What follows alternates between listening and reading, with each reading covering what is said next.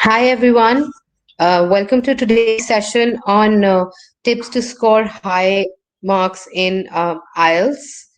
We're going to wait for a couple of minutes for some of our more of our participants to join, and then we'll begin.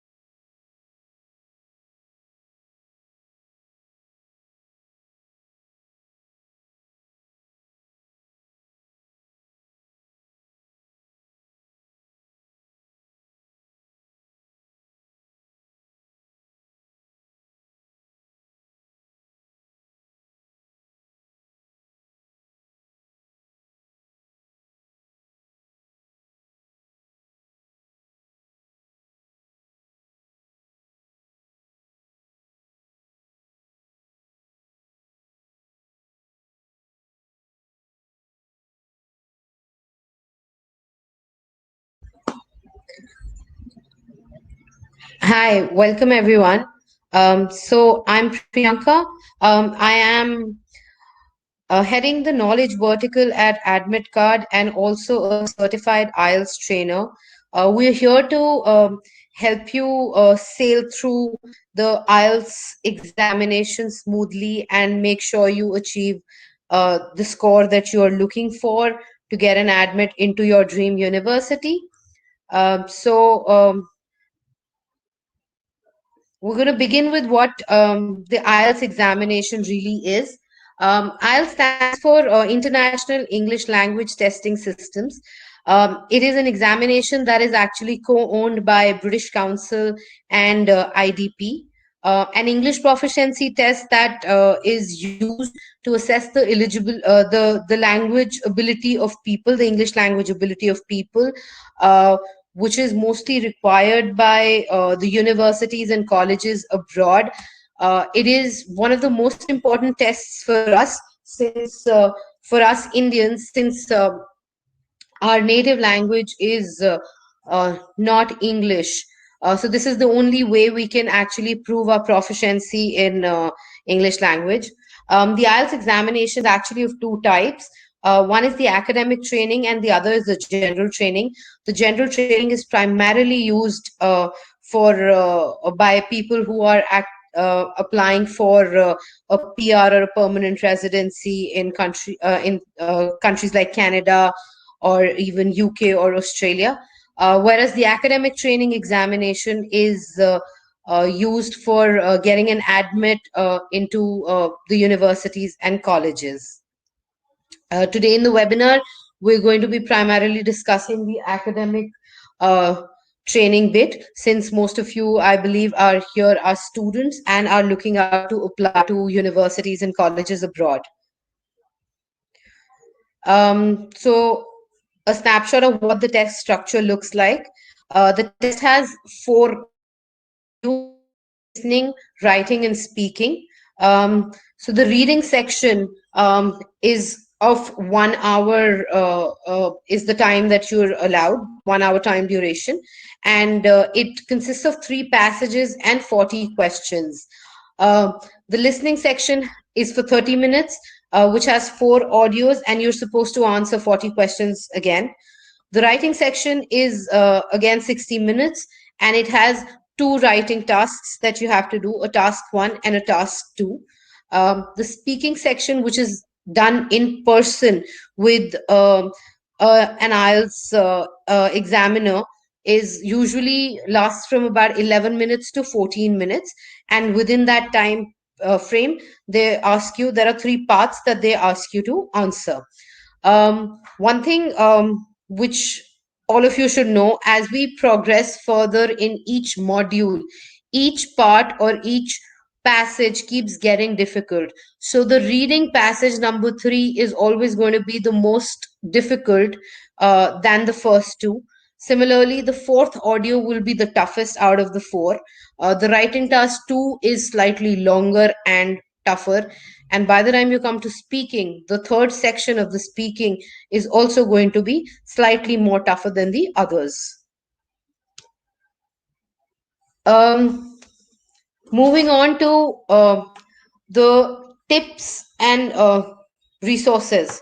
For all of you who are preparing all by yourself, I've listed two resources here, which is IELTSlist.com. This is one of the best resources available on the website for all the self learners. It has ample examples, and a lot of explanation is uh, given on this website. And for someone who's preparing all by themselves, this I think would serve as the one of the best resources. The second one, IELTSonlinetests.com. So a lot of us prepare from the book that the British Council sends us, or the IDP issues to us when we register, um, and also look at the Cambridge books that are there. But this website, IELTSonlinetests.com, has pretty much all the tests that have happened over the past few years, the actual test papers, and they have a very user friendly interface where you can actually take the test and also see your scores. So I would recommend for all of you who are preparing on their own, and even if you are taking coaching for your practice, these two sources are going to be excellent. So starting on the tips, so I believe that for any test that you're taking, one thing that is very important is practicing. Specifically for IELTS, I would suggest each one of you who are preparing to take as many tests as possible, take mock sessions, take full length mock tests, and prepare yourself for not just the how the exam pattern is, but also prepare yourself to sit down for 2 hours and 45 minutes at a stretch and take the examination. um, when you're taking the mock tests, you will be able to score yourself on the writing, sorry, on the listening and on the reading section, because the answer key is already there. Whereas for the speaking and for the writing section, you may not be able to score yourself. It is going to be a good idea if you can do your writing section and have someone who has a better vocabulary or who has better language skills have a look at it and get a third person's opinion on it. Uh, the next thing I would say is use variety of vocabulary. So instead of using so when I say variety of vocabulary, I don't mean that you use fancy words, but I mean that you use words that are appropriate. So to be able to increase your vocabulary, it's a good idea to get into practice of reading. Uh, when you're reading something, you could read a book, you could read newspapers, you could read a blog, anything. And every time you come across a new word, you must look it up and see what it actually means, how you can use it, what would be the synonyms, etc. Another thing that is very, very important is using the correct grammatical structures. So it's going to be very important for you to use the right grammar when you're taking the test. This, you will have to remember that IELTS is actually a language test and not a test of your knowledge. So your grammatical skills will matter more than what you actually write. So how you write it is more important than what you're actually writing. So if you feel that your grammar is weak, I would recommend that you go back to the basics and brush up your grammar, and then you come back and take the test. Um, the next thing, one very very important thing when you're taking the test, since you have an opportunity of going back. If you're taking the paper test, if you have the opportunity of going back and looking at the previous questions or the previous sections, if you do get stuck and if you're not able to find an answer to a particular question, uh, I would suggest that instead of uh, waiting and finding the right answer, you should move on to the next question and come back and revisit your answers later. So instead of wasting time and staying on one question for too long, I would recommend that you go further and you go and do the other questions, attempt the other questions that are easier, and then come back to where you got stuck. Some really important things to remember. The paper pencil based test usually takes place. You need 2 days for it. The reading, writing, and the listening exam will happen on one day, and the speaking will happen on another day. It could be 2 or 3 days before your actual test, or it could be 2 to 3 days after it. You don't get to know what is the exact speaking date until 1 week before the actual test date.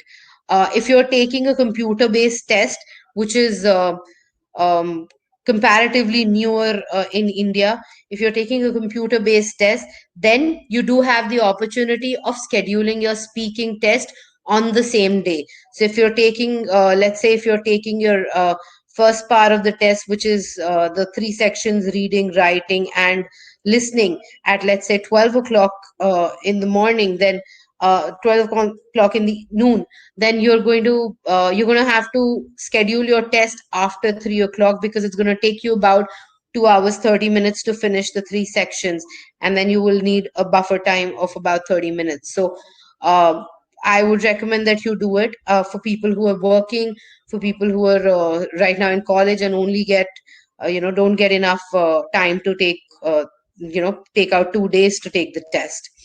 The next thing that's really important is on your answer sheet. When you're given the answer sheet, while the paper is supposed to be a paper pencil test, but you must use a pen for filling in the personal details, your name, your date of birth, all the details that are asked. You must use a pen, just so as to make sure that it doesn't get rubbed off, or there's not a problem in your answer sheet. But when you're doing the answers, when you're filling in the answers, you make sure you write only in pencil. That is very important. Also, when you're actually writing the answers, try to use capital letters, block letters, instead of using cursive handwriting.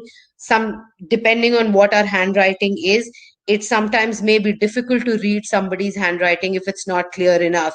But when you write in block letters, it's easier, it's legible, and it's easier for the examiner to check your answers then. Uh, the next thing I think that is really important again here is, we have a tendency of saying the same thing again and again in different words. Here you have to remember that you do not repeat your ideas or words. A lot of times you would have written one idea in a certain paragraph, and then you would try to say the same thing in by using with different words. So this is something that you should avoid at all times. Um, Also, the questions in my last slide, I said that you must move forward if you can't find an answer, and you must revisit your answers later and check your answers. So, one very important thing is, if you've left out a question, please mark it on your question paper so that you know which answer to go back to. If you don't mark, you may not remember which question you had left out. So, like I said earlier, this test is it's not a test of your knowledge, but it's a test of your language. So don't worry too much about what content is going in. As long as you're writing logically correct things, it's fine. Just make sure your grammar is all right, your structuring is all right, and then everything will fall into place. A few more things that I wanted to mention. A lot of people worry about their speaking section. So, two very, very important things about the speaking section that I would like to say is that one, you should practice as much as speaking as possible with your friends, with your family, with your trainers, as much as possible. One thing that you have to make a conscious effort of is to avoid unnatural pauses. So if you're talking to someone, think of your speaking test like a conversation. In a conversation, if you have not natural pauses, that's fine. But if you're fumbling, or if you're not able to figure out what you have to say, then that you must avoid. um, the next thing that is very important for speaking is in the part 2, the section 2 of the speaking. It's a cue card section wherein you're given 3 minutes in total. 1 minute is to prepare yourself and answer the questions that are given on the cue card, and talk about it for 2 minutes. So you're supposed to talk about it for 2 minutes, but that 1 minute is very, very crucial. How you utilize that time is going to decide how well you're able to answer the second part of the question. So when you're taking notes, when you have the cue card and you're taking notes in that first 1 minute, one thing to keep in mind is don't repeat the question in the notes. The question will always be there in front of you. You will always have the cue card. So you don't have to repeat the question and waste your time writing this. Then there are about 4 questions asked in the cue card. You make sure that you're answering all 4 of them. It doesn't matter if you're not answering them in the same sequence. If you get nervous and you're not able to say it in the same sequence, it doesn't matter. As long as you address each and everything, then you're okay. Something about reading that I also would want to mention. A lot of us have the habit of reading the paper. We have a habit of reading the passage. So reading the passage first is a complete no-no.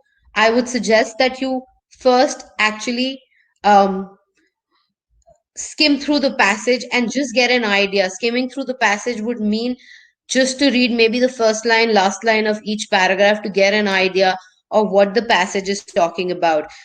So it could be talking about, let's say, climate change in Australia, or in India, due to let's say global warming or something like that.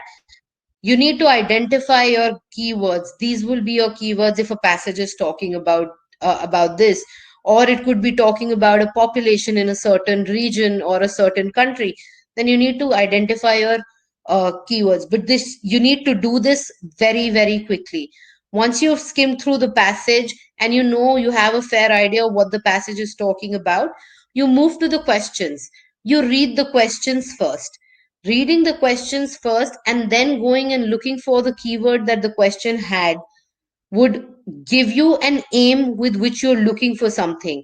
If you're just reading the passage and you don't know what the question is going to be, it's possibly going to be like an aimless reading exercise. So, and is also going to take longer. So, skim through the passage, go and read the questions, come back and scan the entire passage for the keywords that you have, that you're looking for, and that's where you will find the answer.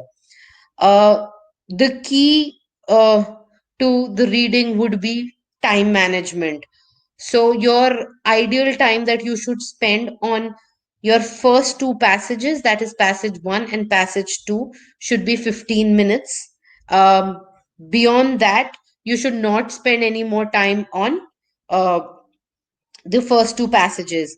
Since the third passage is going to be the toughest of the lot, I would recommend that you spend about 30 minutes doing that passage. So how you manage your time is really how much you practice.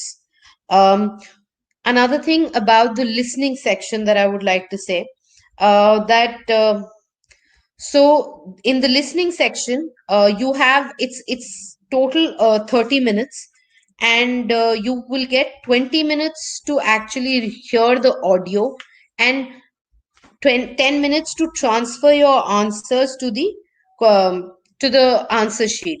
Now when I say transfer the answers, I mean, when usually as students we have a habit of listening to somebody and scribbling it down or the answer down on the question paper. This is a very good practice here, and I recommend that while you are listening to it, you have full concentration, you listen to the audio, and you continue to write your answers on the question paper, and you make sure that you are able to fill in all the blanks that are there. And the last 10 minutes, you can transfer your answers to the answer sheet. Again, not to forget, in block letters. That would be really, really important. Um, this is mostly about the test. So and these are the tips that I just shared with everyone. um, I think these will be some things that if you remember and you practice, I don't think there is any reason for you not to score a 7 band or over that, whatever you're hoping to achieve. We're up for questions. If any of you have any questions, please feel free to type them out in the chat section. Uh, Also, we'd like to know if you guys want another session on IELTS section by section, if you want some help on a particular section, if you're getting stuck on a particular section, you can please let us know. Also, there's an email address shared. You can send out your queries on the email address, and you can let us know how you would want us to send you the next. How would you want us to schedule the next webinar?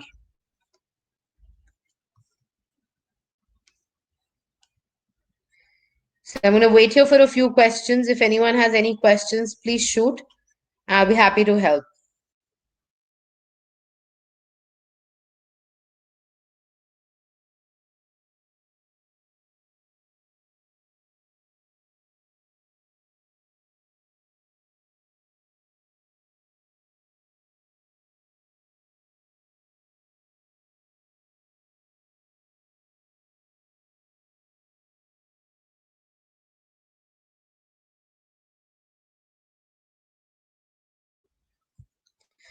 Hi, Ria. Sure, we would definitely schedule one session for speaking. Particularly, go over the three sections of the speaking test one by one, and be sure to check out your email. We will send you an update about it for sure. Harshita, on my if you can look at the slides, I am sharing. There are two resources that I have shared. You can actually refer to IELTSlist.com if you want to, if you're looking for an online resource, or if you're looking for a book. Then Cambridge has come out with 13 IELTS books. You can look at the book number 8, 9, 10, 11, 12, 13. You could do that. And also the IELTS online tests would have most of the tests that are available on the book. So if you don't feel like buying a book, you can just refer to these two sites. Um, Hi, Gracie. So the listening test is usually about they would be talking about, it could be a form that you have to complete. It could be a conversation about with between two people where you have to fill out the details of their dialogues. It could be a lot of things. So I would suggest that you go through IELTS online tests and take a practice test to understand more. Um, Whether you should take the online test or the paper pencil test is a question that I get to hear a lot. But there is absolutely no difference in both the tests.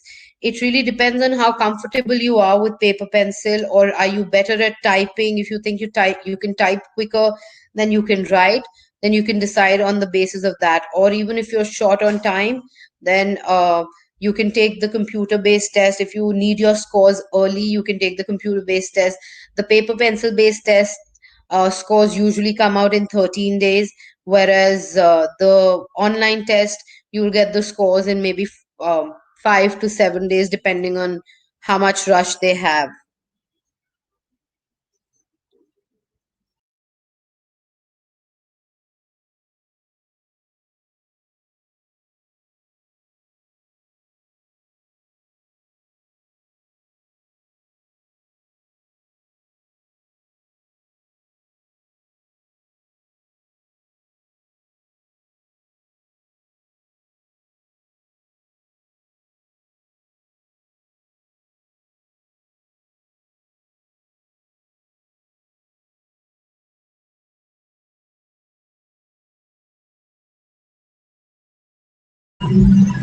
Hey Gracie, you can take the mock tests on IELTSonlinetests.com. You can download a copy of the presentation that I have sent out. Otherwise, if you can see it on the screen, the last link here is IELTSonlinetests.com. You can find a lot of mock tests over there.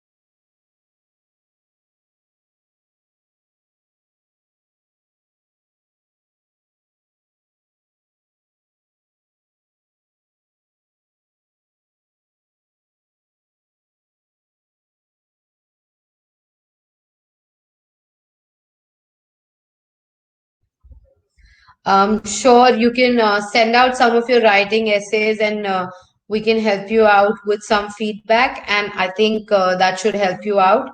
And also, we can do a writing specific. We can do a writing specific webinar to help you guys understand how to go about the writing section.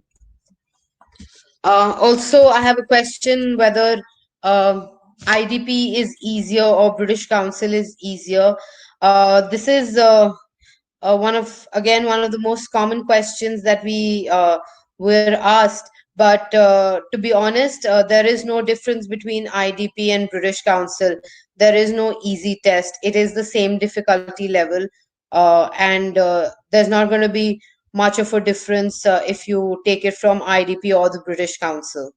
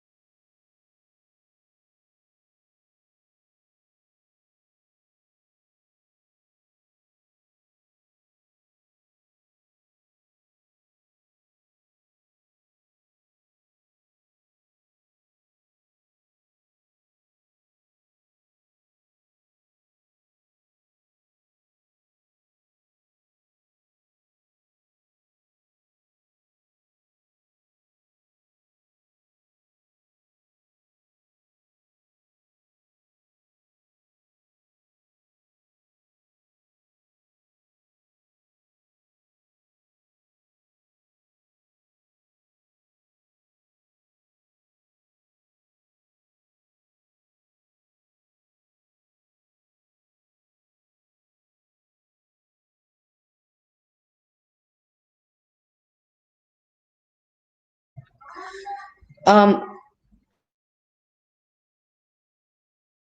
Hi, Gracie. So the speaking test conducted online, it's done through the system, which is unlike how it is done in person in the paper and pencil test. You will have instructions on the screen which you will have to follow, and that's how the speaking test is conducted.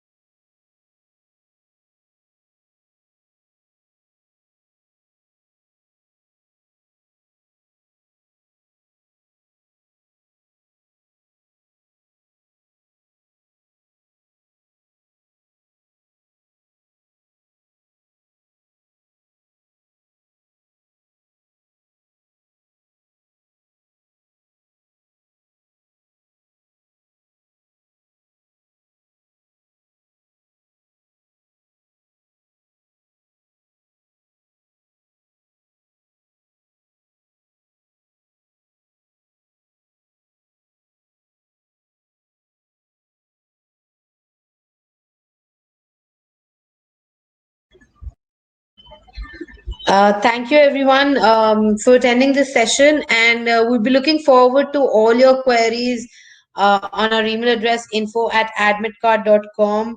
And we hope we'll bring you more webinars on specific sections. Uh, all right, bye bye.